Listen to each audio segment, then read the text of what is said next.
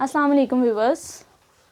Accept education के channel से आज आपके साथ जो टॉपिक डिस्कस करने जा रहे हैं वो है एमकॉम पार्ट 2 की बुक से इंट्रोडक्शन टू लॉजिक। इसकी लॉजिक के पूरे सिलेबस में कुछ ये टर्म्स हैं जो कि कॉमनली यूज़ होती हैं। कोई भी आपको इसका क्वेश्चन, कोई भी इसका टॉपिक समझने के लिए सबसे पहले इन टर्म्स के बारे में पता होना लाजिम है। इसलिए सबसे पहले आज हम इन कुछ टर्म्स को पहले डिस्कस करेंगे, ठीक है। नेक्स्ट फिर किसी और टॉपिक की तरफ मूव करेंगे। सबसे पहले ये टर्म्स डिस्कस करना हमारे लिए लाजिम है। अच्छा, सबसे पहले हमको देखना लॉजिक क्या है। लॉजिक का नाम सुन के माइंड में कुछ तो आता ही होगा। Logic is the study of thought.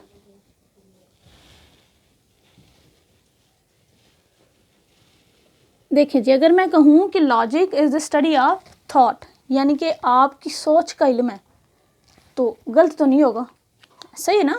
Logic जो है वो आपकी स्टडी ऑफ थॉट है। थॉट के बेसिकली दो एस्पेक्ट हैं। फर्स्ट एस्पेक्ट उसका होता है process aspect and second one is result aspect.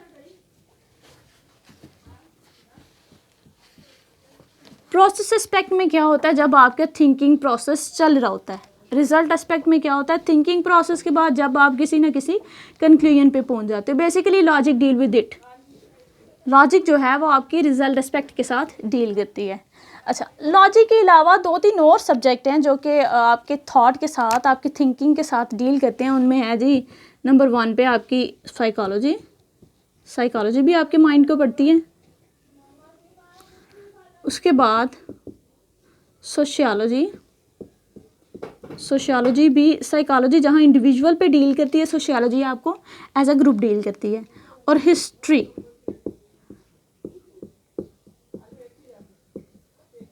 देखें, साइकोलॉजी इंडिविजुअल माइंड के साथ डील करेगी, sociology as a group mind के साथ डील करेगी, हिस्ट्री इंडिविजुअल के साथ भी डील करती है और एज अ ग्रुप भी डील करती है। अच्छा, मुझे नहीं लगता कि बिकॉज हमारे ये तीनों सब्जेक्ट नहीं है, हम लोग तो लॉजिक से डील कर रहे हैं ना, तो हम लोग लॉजिक के बारे में पढ़ें तो आई थिंक बेहतर होगा। ये 3 सब्जेक्ट का हमारे साथ ताल्लुक कोई नहीं, इसलिए हम इसको फर्दर डिस्कस नहीं करेंगे। नहीं जी, लॉजिक के बारे में थोड़ी सी एक्सप्लेनेशन हमने आपके साथ शेयर किया है कि logic is the study of thought. Okay, दूसरी टर्म जो यूज़ हो रही है वो है आपकी रिफ्लेक्टिव थिंकिंग। रिफ्लेक्टिव थिंकिंग क्या है जी? रिफ्लेक्टिव थिंकिंग कहते हैं a process of thinking which start, यहाँ लिखती हूँ, नीचे लिख लेती हूँ, reflective thinking. Reflective thinking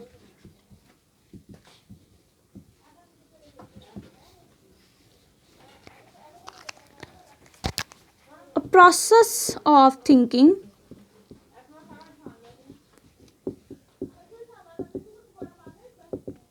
which start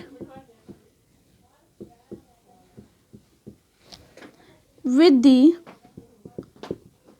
beginning of a problem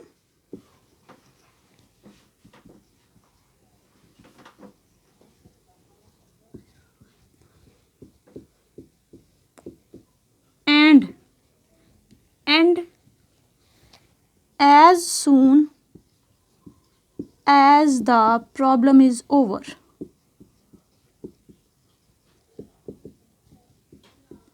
क्या कह रही है जी ये स्टेटमेंट? कहते हैं आपका एक थिंकिंग प्रोसेस है, आपका एक थिंकिंग प्रोसेस है जो कि स्टार्ट होता है। कब स्टार्ट होता है? जैसे ही आपको कोई प्रॉब्लम फेस करना पड़ती है। जैसे ही आप कोई प्रॉब्लम फेस करोगे, ऑब्वियसली उस प्रॉब्लम के सोल्यूशन के लिए आपको कुछ थिंक करना पड़ेगा, उसके बारे में कोई सोल्यूशन सोचना पड़ेगा। तो जैसे ही आप किसी प्रॉब्लम को सॉल्व करने के लिए थिंकिंग प्रोसेस को स्टार्ट करते हो और आपकी जब प्रॉब्लम वो ओवर हो जाती है, ठीक है, तो आपका वो वाला थिंकिंग प्रोसेस भी ओवर हो जाता है। तो ये वाला थिंकिंग प्रोसेस जो आपको किसी प्रॉब्लम को सॉल्व करने के लिए आप करते हो, उसको कहते हो आप reflective thinking. In other words इसी को हम कहते हैं पर्पसफुल थॉट। रिफ्लेक्टिव थिंकिंग को ही कहेंगे पर्पसफुल थॉट।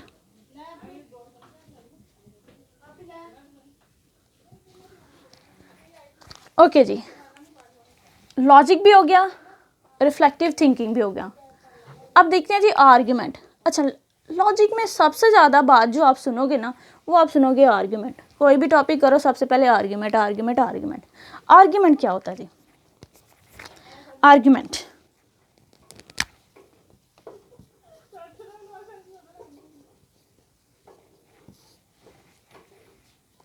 तो आर्ग्यूमेंट क्या है जी? आर्ग्यूमेंट कहते हैं अ सिस्टम ऑफ थॉट या series of thought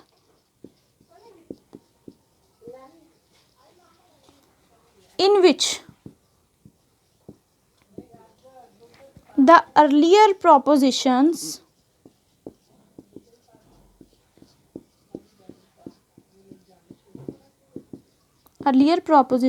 state the problem itself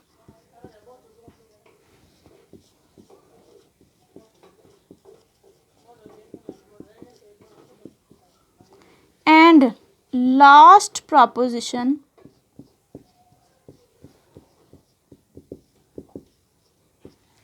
defines the conclusion of the problem।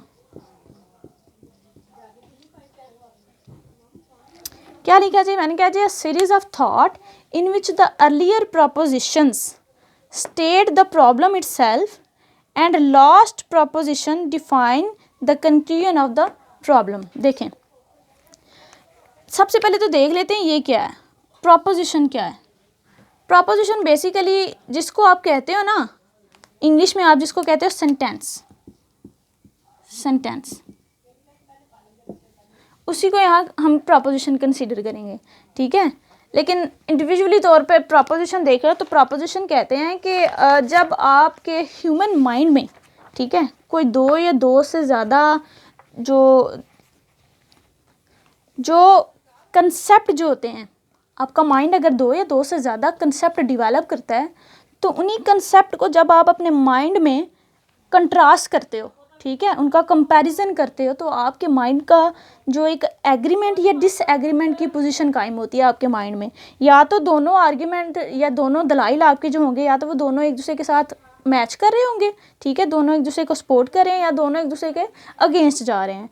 तो अगर आपका जो वो एग्रीमेंट और डिसएग्रीमेंट की जो पोजीशन है, जब आप उसको वर्ड्स में बयान कर देते हो तो उसको आप कहते हो प्रोपोजिशन। एग्रीमेंट और डिसएग्रीमेंट, फिर से देख लेते हैं इसको। मैंने कहा है जब ह्यूमन माइंड कोई अपना प्रोसेस स्टार्ट करता है थिंकिंग का, तो इसमें दो या दो से ज़्यादा अगर कोई आइडियाज़ डेवलप होते हैं और वो दोनों आइडियाज़ अगर आपस में कंट्रास्ट कर रहे हों या मैच कर रहे हों, उन्हीं आइडियाज़ को जब आप वर्ड्स में बयान करते हो तो उसको आप कहते हो ये आपकी प्रोपोजिशन है। तो प्रपोजिशन हो गई। अब आते हैं आर्ग्यूमेंट की तरफ। आर्ग्यूमेंट हमने कहा है series of thought in which the earlier propositions state the problem itself and last proposition defines the conclusion of the problem. इससे क्या प्रूव हुआ? इससे एक बात तो प्रूव हो गई कि प्रोपोजिशंस का लफ्ज़ आया तो मतलब कि आर्ग्यूमेंट में एक से ज़्यादा प्रोपोजिशंस इस्तेमाल होंगी। ये बात तो क्लियर हो गई ना प्रोपोजिशंस की वजह से। अच्छा जी, तो जनरली जो हमारे सिलेबस में है ना, हम अपने सिलेबस में 3 किस्म की प्रोपोजिशन पढ़ते हैं। 3 प्रोपोजिशन पढ़ेंगे जिसमें आपकी होगी प्रोपोजिशन नंबर 1, प्रोपोजिशन नंबर 2 और प्रोपोजिशन नंबर 3, ठीक है। ये proposition number 1, proposition number 2 and proposition number 3। जो आपकी ये फर्स्ट 2 प्रोपोजिशन होंगी, ये आपकी प्रॉब्लम के बारे में बता रही होंगी, ठीक है। प्रॉब्लम लाजिम नहीं कोई प्रॉब्लम ही हो, कोई भी स्टेटमेंट दे रही होंगी। ये जो आपकी फर्स्ट 2 आपकी प्रोपोजिशन होगी जो कि कोई स्टेटमेंट दे रही होंगी या किसी प्रॉब्लम के बारे में बता रही होंगी, इनको आप कहेंगे आपकी प्रीमिसेस हैं, ठीक है जी। Premise number 1 and premise number 2। और इन्हीं 2 प्रीमिसेस की बेस के ऊपर आप अपना कंक्लूजन निकालोगे। जो आपकी थर्ड प्रोपोजिशन बन जाएगी, उसी कंक्लूजन को आप लोग कहोगे कंक्लूजन, ठीक है जी। एग्जाम्पलरी तौर पे मैं आपको बताती हूँ अभी एक आर्गुमेंट लिख के। अच्छा, इन्हीं तीनों को मिला के proposition number 1, proposition number 2 and conclusion, तीनों को मिला के जब हम बात करते हैं तो हम इसको कहते हैं ये हमारा एक आर्गुमेंट है। अच्छा, एग्जाम्पलरी तौर पे आपको एक आर्ग्यूमेंट लिख के दिखाऊं तो कहते हैं for example all Pakistanis are brave, all Pakistanis are brave. ये हो गया, ये मैंने एक दलाइल दी है जी, मैंने कहा जी सारे के सारे पाकिस्तानी जो है ना वो ब्रेव हैं, ठीक है। ये मेरी हो गई प्रीमिस नंबर 1। अच्छा, अब प्रीमिस नंबर 2 मैं इसी से रिलेटेड जनरेट करती हूँ। मैं कहती हूँ अली इज़ अ पाकिस्तानी, अली जो है वो एक पाकिस्तानी है, ठीक है। सारे के सारे जो पाकिस्तानी हैं वो ब्रेव होते हैं, सबसे पहले मैंने ये बात की, ये मेरी हो गई प्रीमिस नंबर 1। इसी को सपोर्ट करने के लिए मैंने दूसरी बात की, मैंने कहा अली जो है वो एक पाकिस्तानी है। इन्हीं दो दलाइल की बुनियाद पे, इन्हीं दो प्रीमिसेस की बुनियाद पर मैंने तीसरा इसकी इन दोनों की बेस पे कंक्लूजन निकाल दिया कि इसका मतलब ये हुआ कि अली भी ब्रेव है, अली इज़ ब्रेव। यही बात हो गई ना कि मैंने कहा है सबसे पहले कि सारे पाकिस्तानी ब्रेव हैं, अली पाकिस्तानी है सो अली भी ब्रेव है, ठीक है जी। इन तीनों को जब इकट्ठा मैं मिला के बात करूँगी तो हम लॉजिक में इसको कहेंगे ये हमारा है आर्ग्यूमेंट। अच्छा जी, आर्ग्यूमेंट की बात हो गई और होप्स हो कि आपको समझ भी आया होगा। आर्ग्यूमेंट के बाद प्रीमिसेस भी देख लिया हमने यहीं पे और कंक्लूजन भी देख लिया हमने आर्ग्यूमेंट के साथ ही। अच्छा, अब बात आती है truth and false. Truth and false, truth and false क्या है? ट्रुथ एंड फॉल्स जो हैं वो करेक्टरिस्टिक्स हैं किसकी? एक स्पेसिफिक प्रोपोजिशन की। ट्रुथ एंड फॉल्स जो हैं वो प्रोपोजिशन की करेक्टरिस्टिक्स हैं, not about argument, I am talking about propositions. Truth और फॉल्स जो हैं वो किसी भी प्रोपोजिशन की करेक्टरिस्टिक्स हैं, यानी कि एक जो प्रोपोजिशन है वो तो या तो आपकी ट्रू हो सकती है या आपकी फॉल हो सकती है। अच्छा, ट्रुथ की दो कंडीशंस हैं। ट्रुथ दो तरह का होता है, ट्रुथ आपका होगा दो, या तो ट्रुथ होगा मटेरियल ट्रुथ या होगा फॉर्मल ट्रुथ। अच्छा जी, मटेरियल ट्रुथ कौन से होते हैं, फॉर्मल ट्रुथ कौन से होते हैं? मटेरियल ट्रुथ वो होते हैं जो चेंज करते हैं, चेंज होते हैं, change according to situation, change according to situation, ठीक है जी।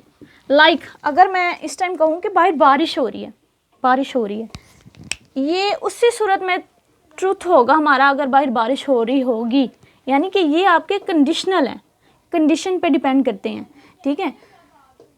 फॉर्मल ट्रुथ जो होते हैं ना आपके, ये आपके ऑलवेज ट्रुथ हैं, जिसको आप कहते हैं universal truth. Universal truth, universal truth कौन सा है जी? एग्जाम्पलरी तौर पे गॉड इज़ वन, अल्लाह एक है, खुदा एक है।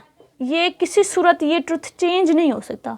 जो ट्रुथ चेंज नहीं हो सकते वो आपके फॉर्मल ट्रुथ होते हैं, और जो मटेरियल जो आपके अकॉर्डिंग टू सिचुएशन होते हैं, चेंज होते रहते हैं, इसको आप कहते हैं मटेरियल ट्रुथ है, ठीक है जी। अच्छा जी, अब आपको मैंने कहा है कि ट्रुथ एंड फॉल्स, ट्रुथ हमने देख लिया दो तरह का होता है। ट्रुथ एंड फॉल्स क्या थी जी? करेक्टरिस्टिक्स थी प्रोपोजिशन की, या तो आपकी प्रोपोजिशन ट्रू हो सकती है या फॉल्स हो सकती है। अच्छा जी, ट्रुथ भी हो गया, फॉल्स भी हो गया। अब देखना है जी वैलिडिटी और इनवैलिडिटी। वैलिडिटी और इनवैलिडिटी क्या होता है जी? वैलिड, वैलिडिटी, इनवैलिडिटी ये भी करेक्टरिस्टिक्स है। जैसे ट्रुथ एंड फॉल प्रोपोजिशन की करेक्टरिस्टिक्स थी, वैसे ही वैलिडिटी और इनवैलिडिटी आपके पूरे के पूरे आर्ग्यूमेंट की करेक्टरिस्टिक्स हैं, ठीक है जी। या तो आपका आर्ग्यूमेंट जो है वो वैलिड हो सकता है या आपका आर्ग्यूमेंट इनवैलिड हो सकता है। आर्ग्यूमेंट वैलिड आर्ग्यूमेंट कब होगा और इनवैलिड आर्ग्यूमेंट कब होगा? देखिए जी, अगर तो आपकी जो दो प्रीमिसेस हैं, ये पहली दोनों जो आपकी स्टेटमेंट थी वो प्रीमिस ही कहा था ना हमने, लास्ट वाली को कंक्लूजन कहा था। अगर ये आपकी जो प्रीमिसेस हैं आपके कंक्लूजन को सपोर्ट करती हैं तो इसको आप कहते हो ये आपका वैलिड आर्ग्यूमेंट है, ठीक है। और अगर ये दोनों प्रीमिसेस आपके कंक्लूजन को सपोर्ट नहीं करेंगी तो आप कहोगे आपका इनवैलिड आर्ग्यूमेंट है। लाइक अगर मैं यहीं पे लिख दूं Ali is not brave, let's say, तो ये क्या हुआ जी? पहले मैंने कहा जी प्रीमिस नंबर 1 में मैंने कहा सारे के सारे पाकिस्तानी ब्रेव हैं। प्रीमिस नंबर 2 में मैंने कह दिया अली पाकिस्तानी है। इन दोनों प्रीमिसेस की बेस पे फिर कंक्लूजन तो मेरा यही बनता था ना कि अगर अली पाकिस्तानी है तो फिर अली भी ब्रेव ही है। लेकिन मैं यहाँ कह रही हूँ अली इज़ नॉट ब्रेव, इसका मतलब है कि प्रीमिसेस में मैं कुछ और कह रही हूँ, कंक्लूजन में मैं कुछ और कह रही हूँ। तो फिर जब दोनों प्रीमिसेस ने मेरे कंक्लूजन को सपोर्ट नहीं किया तो ये मेरा आर्गूमेंट हो गया इनवैलिड। लेकिन यहीं पे अगर मैं नॉट हटा दूँ तो ये मेरा आर्गूमेंट है आपका बिल्कुल वैलिड, क्योंकि दो प्रीमिसेस जो बात कह रही हैं वही बात मेरा कंक्लूजन भी कह रहा है। ठीक है जी, टर्म की बात भी हम कर चुके हैं, प्रोपोजिशन की बात भी कर चुके हैं, इन्फ्रेंस की बात करते हैं। अच्छा, वैसे हम इसको कह रहे हैं कि ये दोनों प्रोपोजिशन है और ये कंक्लूजन है, लेकिन कंक्लूजन को ही लॉजिक की ज़ुबान में आप कहते हो इन्फ्रेंस। इन्फ्रेंस फिर क्या हुआ जी, आपका कंक्लूजन हुआ। लें जी, ये कुछ 6-7 आपकी टर्म्स थी जो कि आपकी पूरे सिलेबस में आपको इनके साथ डील करना पड़ेगा। ये टर्म्स आपको आएंगी तो इसका मतलब है कि आपको लॉजिक की लैंग्वेज समझ आएगी, लैंग्वेज समझ आएगी तो ये आप कोई टॉपिक समझ सकेंगे। उम्मीद करती हूँ कि मैंने इन सारों को कोशिश की है मुकम्मल तौर पे समझाने की। ना समझ आए तो आप मेरे से इसकी एक्सप्लेनेशन आपको अलबत्ता मिल जाएगी। इसकी एक्सप्लेनेशन आप मेरी वेबसाइट से ले सकते हैं www.accepteducation.com से। और फिर भी अगर कोई क्वेश्चन हो तो आप मुझे पर्सनली मेल कर सकते हैं, इसके बारे में क्वेश्चन कर सकते हैं। इंशाल्लाह कल इससे आगे मूव करेंगे। Thank you so much. अल्लाह हाफिज़।